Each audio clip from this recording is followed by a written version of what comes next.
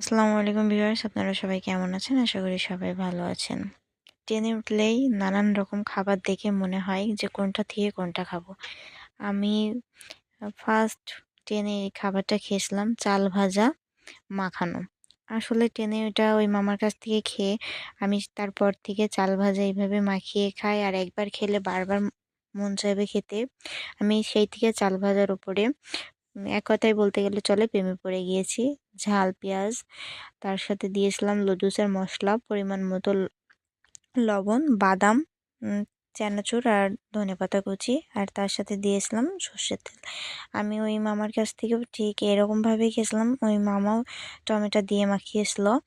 আর মাখানোটা অনেক মজা হয়েছিল। আমিও আজকে ট্রাই করলাম। স্বাদটা ঠিক একই রকম ছিল। আর এটা আমার বরকে আমি এভাবে মাখিয়ে খাইয়েছিলাম বিকালের নাস্তায়।